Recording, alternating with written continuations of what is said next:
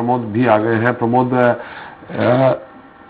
आपने क्या जितने भी सरकारी पद खाली पड़े हैं सबको लेकर के आपने आह्वान किया था, और आह्वान करने के पहले क्या आपने कोई चेतावनी दी थी, आवेदन दिया था, आपने अनुमति ली थी यहां प्रदर्शन करने की? जी सर, बिल्कुल। आज जो स्थिति मध्य प्रदेश के अंदर है, पिछले 4 साल से मध्य प्रदेश के अंदर कोई भर्ती नहीं निकाली गई है, और जो भी भर्ती आती है वो भ्रष्टाचार की बलि चल रही है। आज देखिए, ये लगातार आप आंकड़ों पे बात करिए, आप आंकड़ों पे बात करिए, भ्रष्टाचार की बलि चढ़ रही है, इस पे बात मत करिए। आपने कहा 4 साल से कोई भर्ती नहीं निकाली, 4 साल से भर्ती नहीं निकली है। मध्य प्रदेश के शासकीय विभागों में रिक्त पड़े हुए पद हैं जी, और बच्चे ओवरएज हो रहे हैं।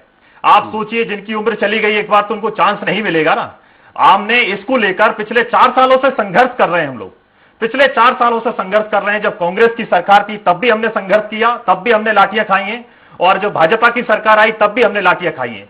हम देख रहे हैं कि किस तरीके से बेरोजगारों के साथ दोनों सरकारों ने छलावा किया है।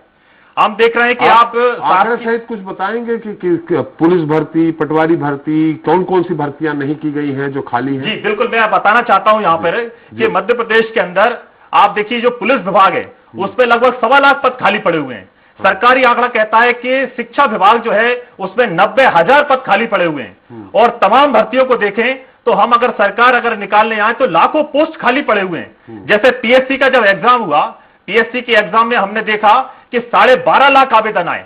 इसका मतलब है कि 12.5 लाख बच्चे इसके लिए आवेदन कर रहे हैं। इसका मतलब वो बेरोजगार, वो चाहते हैं ये नौकरी।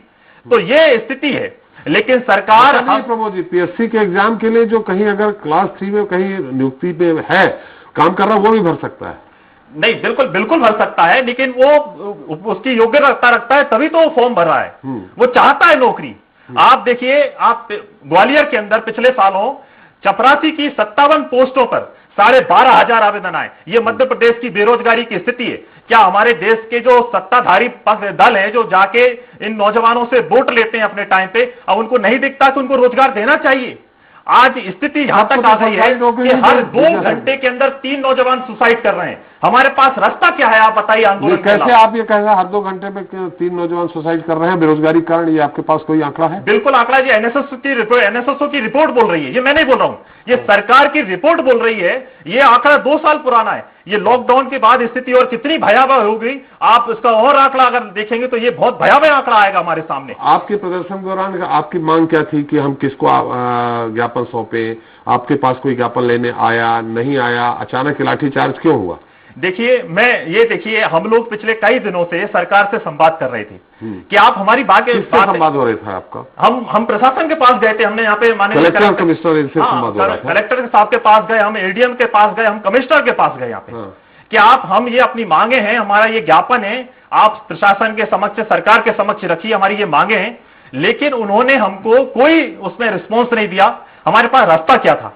और ये जो नीलम पार्क में हम जो करने गए, उन्होंने कहा कि हम वहां इकट्ठा हो रहे थे, हम कोई इस तरीके से हमारा कोई वो नहीं था, क्योंकि हम नौकरी चाहते हैं। तो लेकिन सरकार का रवैया ये रहा। आप देखिए किस तरीके से लाठियां चलाई गई हैं, और वहां पर महिलाओं के साथ अभद्रता की गई है। ये कौन सा लिखा हुआ है कि महिलाओं को पुलिस पीटेगी? ये कहां लिखा है, आप मुझे बताइए। आप वीडियो उठा के देखिए, महिलाओं को अश्लील गालियां दी जा रही हैं। ये मध्य प्रदेश की पुलिस का चेहरा है साथियों। किस तरीके से भगा के उनको मारा गया है। क्या वहां पे जो मंत्री हैं, आप देखिए, आज खरगोन में सभा हो रही है, खरगोन में सभा हो रही है। आज खरगोन जा सकते हैं आप लोग, आप अलीराजपुर जा सकते हैं चुनाव कराने की, जहां नौजवान आपके हजारों की संख्या में आपके द्वारे पे आया, जहां पे आपका ज्ञापन लेने के तक आपको समय नहीं है। ये कैसी सरकार है? ये संवाद की सरकार है। आपकी किसी वरिष्ठ मंत्री नेता से भी मुलाकात हुई? आपने कहा कमिश्नर, कलेक्टर, इनको ज्ञापन देने का कोई सुनवाई नहीं हुई? हम वही बोल रहे हैं। आपने अभी तक किसी मंत्री को ज्ञापन दिया? मुख्यमंत्री से मुलाकात हुई? सभी मुख्यमंत्री जी को भी ज्ञापन दिया हमने। मुलाकात हुई आपकी? मुलाकात नहीं कर रहे हैं वो। यही तो हमारा समस्या है ना, कि प्रॉब्लम क्या है सरकार की, हमें तो बताएं। जब मध्य प्रदेश के अंदर चुनाव हो सकता है कोरोना काल के अंदर, तो भर्ती क्यों नहीं आ सकती, आप मुझे बताइए। लेकिन नहीं करना उनको, क्योंकि उनका उद्देश्य है कि सारे के सारे सेक्टर्स को प्राइवेटाइजेशन की तरफ जाना। पिछली बार रेलवे ने 14,000 नौकरियां खत्म की हैं। आप बताइए, रेलवे का निजीकरण हो रहा है, बीएसएनएल का निजीकरण होगा, नौकरी कहां मिलेगी भाई हमको? आप बताइए ना। तो सरकार नौकरी दे नहीं रही, खत्म कर रही है। 5,000 स्कूल आदिवासी क्षेत्र के बंद किए। हम शिक्षक भर्ती की मांग कर रहे हैं, सरकार स्कूल बंद कर रही है। क्लोजर मर्जर पॉलिसी के नाम पर 1,08,000 स्कूल बंद किए जा रहे हैं। ये सरकार का चेहरा।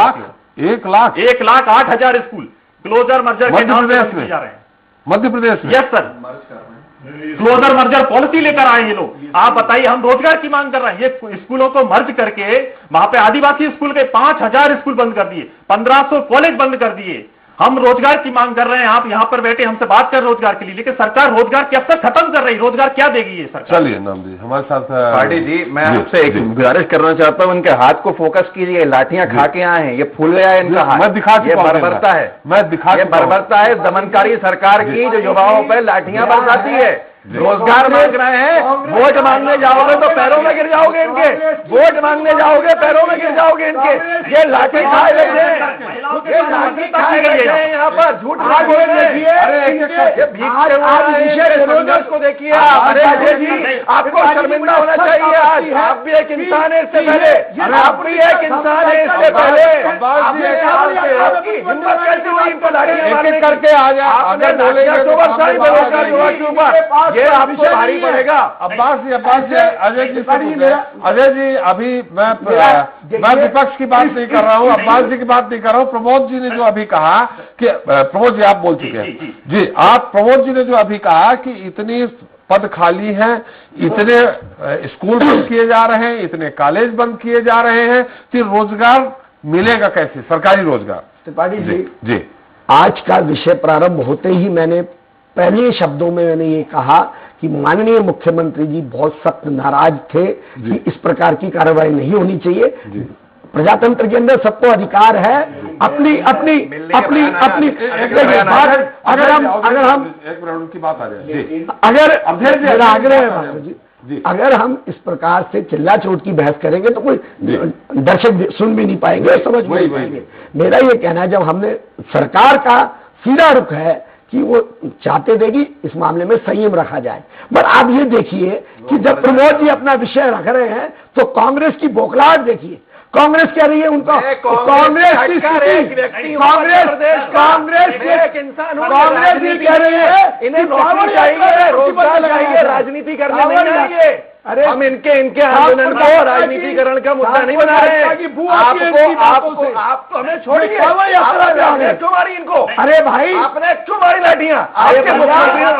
अरे भैया सुन लीजिए, उनकी सुन लीजिए, हम चुपचाप बैठेंगे। कांग्रेस की बौखलाहट दिख रही है, नौजवानों पर चलाई लाठियों का दर्द नहीं दिख रहा है आपको। मैं आपसे कहना चाहता हूं, हमें कांग्रेस और भाजपा से कोई मतलब नहीं है, तो आप लोग सत्ता में जाइए, आप लोग अपनी जो भी आपको करना, हमें किसी पे ना, हम शिवराज जी के विरोधी हैं और ना हम कमलनाथ जी के विरोधी हैं। हमें चाहिए रोजगार, हम रोजगार के सवाल पे आए हैं, आप रोजगार की बात कीजिए। आप वरिष्ठ नेता लोग यहाँ पर बैठे हैं, आप रोजगार पे क्यों नहीं बात कर रहे? क्यों नहीं बात कर रहे? प्रमोद जी आपकी बात बिल्कुल ठीक है, आप बेरोजगारी पे बात करते हो और कांग्रेस कांवड़ यात्रा पे प्रतिबंध लगाने की बात करती है। ये क्या विषय है? आज विषय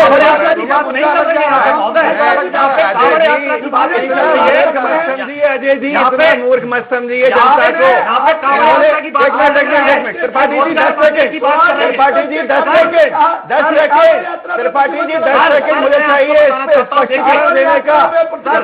मैंने ये कहा कि ये कह रहे हैं कि बेरोजगारों के मुद्दे पे जनता को परेशानी ना हो, ऐसा काम नहीं करे, तो हमने कहा जन आशीर्वाद यात्रा चलाओगे, कांवड़ यात्रा बंद करोगे, बेरोजगारों को बंद करोगे, अपनी आशीर्वाद यात्रा के लिए आगे बढ़ोगे। रोजगार पे बात करो, रोजगार पे बात करो, रोजगार को लेकर यहाँ पर यात्रा हो रही है इंदौर के अंदर, हम देख रहे हैं इंदौर में ज्योतिरादित्य सिंधिया जी यात्रा कर रहे हैं। आप मुझे बताइए वहां पर कोई रूल रेगुलेशन नहीं है? आज मध्य प्रदेश के हर शहर में आपने 144 लगा रखी, हम बात रखने कहां जाएं? आपके द्वारे पे जाते हैं, आपके मंत्री संतरी भगा देते हैं। ये देखिए, ये तो शासन का पत्र है, इस पत्र में क्या लिखा है, कितने पद खाली, आप पढ़ के देखिए। हम नहीं कह रहे, ये पूरे लेकर आए हम लोग, ऐसा नहीं है कि हम बिल्कुल बेफिजूल की बातें कर रहे हैं। ये देखिए कितने कुल पद खाली हैं, ये सब पूरी अगर देखें सरकार का जो एजेंडा होता है कि पीबी के मात अकेले जो उसमें 34,000 पद, जिसपे 90,000 पद ये अलग हैं और पुलिस विभाग के पद अलग हैं। ये गजट नोटिफिकेशन है सरकार का, आप इस पे क्यों नहीं बात कर रहे हैं? जब इंदौर के अंदर 3 नौजवान सुसाइड करे हैं पिछले, आप जाइए उठा के देख लीजिए, आप क्यों नहीं बात कर रहे हैं? हम सर पीएससी में गए, पीएससी में 17 सवाल गलत आ जाते हैं। पीएससी इतनी बड़ी संस्थान है और प्रदेश का कोई भी मंत्री, कोई भी अधिकारी उन्होंने आज तक एक बात भी नहीं कही। आखिर 34 नंबर का सवाल है, पीएससी का बच्चा सुसाइड कर रहा है, 17 क्वेश्चन उसके गलत आ रहे हैं, क्या प्रदेश की सरकार की जिम्मेदारी नहीं बनती थी कि 17 सवाल किस तरह से गलत आए प्रमोद जी? 17 सवाल उसमें गलत आए, भाषागत उसमें त्रुटि है। उसमें बच्चों आप देखिए, 1 नंबर अगर बच्चा रह जाता है तो उसका भविष्य खराब हो जाता है। अगर पेपर अगर वो 1 नंबर नहीं कर पाता है, 17 क्वेश्चन गलत देती थी सरकार, बताइए क्या करेंगे आप? बताइए। मैं कृषि विभाग का आपसे बोलना चाह रहा हूं, कृषि विभाग के अंदर जो भ्रष्टाचार हुआ, बताइए सरकार ने अभी तक क्यों जांच नहीं करी और उसका रिजल्ट अभी तक क्यों नहीं आया? 263 पदों पर क्या भ्रष्टाचार हुआ? उसमें भ्रष्टाचार हुआ कि जो बच्चा 12वीं में 3rd रैंक लेकर आता है, जिसने बीए और क्या बोलते हैं उसको बीएससी में तो 3rd रैंक लाता है, वो जब पेपर देता है एसओडी के, वो फर्स्ट 200 में से 200 नंबर लेकर आ रहा है। हमने जब उसको देखा कि भैया ये 200 में तो 200 कैसे हैं, तो उसमें जो गलत क्वेश्चन थे उसने भाई साहब ने भी गलत लगाए, लेकिन उसको नंबर दिए गए। और इसकी पूरी लिस्ट, कब की बात है ये बात है फरवरी की, ये 11 फरवरी को एग्जाम हुआ था और आज तक ये सरकार ने कोई चेकिंग नहीं। आपकी मांग क्या है कि पीएससी के एग्जाम फिर से होने चाहिए? नहीं होना चाहिए। हम कह रहे हैं एक तो जो पीएससी के जो अधिकारी है उस पर जांच होना चाहिए। हाँ। कि जिस तरह बच्चों के भविष्य के साथ खिलवाड़ हो रहा है जी ना, आप बिल्कुल जांच होना चाहिए और दोषियों पे कार्रवाई होना चाहिए। और बच्चों के भविष्य के साथ इस तरीके से हो रहा है, बच्चों का भविष्य आप नहीं देना पड़े इसलिए पीएससी के एग्जाम में गड़बड़ी कर दी ताकि बच्चे वहां पर पात्र ही नहीं होंगे, तो रोजगार कहां से देंगे? इसके जवाब दे दिए ना अजय जी, जितने सवाल खड़े किए जवाब है आपके पास, आपके मुख्यमंत्री के पास जवाब नहीं है इनके। चलिए अवधेश जी की टिप्पणी ले लें। प्रमोद जी, निश्चित तौर पर आप बहुत अच्छी जानकारी दे रहे हैं और आपको थोड़ा सा पहले डिबेट को शामिल होना था डिबेट में, आप किन्हीं कारणों से लेट हो गए होंगे। निश्चित तौर पर मुद्दा इतना बड़ा है कि मैं एक बार फिर से इस पर डिबेट करूंगा। अवधेश जी, आप इस मामले में थोड़ा सा संक्षिप्त टिप्पणी, समय ज्यादा हो गया। इसके लिए तो एक अलग से बहस आयोजित होना चाहिए। सबसे बड़ी चीज ये है कि सरकार आउटसोर्सिंग के माध्यम से कर्मचारी ले रही है, उन ठेकेदारों को लाभ पहुंचा रही है। आप रोजगार नहीं दे पा रहे हैं, आपने स्टार्टअप योजना लागू की हुई है, लेकिन जितने भी सप्लाई के टेंडर निकलते हैं आप उनमें देखिए वो नाम्स रखे जाते हैं कि सिर्फ बड़े ठेकेदार ही आ पाए। अभी पीएचक्यू का कम से कम 150 करोड़ का टेंडर है सामान सप्लाई का, जिसमें सीसीटीवी कैमरे और कई चीजें ऐसी हैं, लेकिन उसमें स्टार्टअप वाला नहीं जा सकता।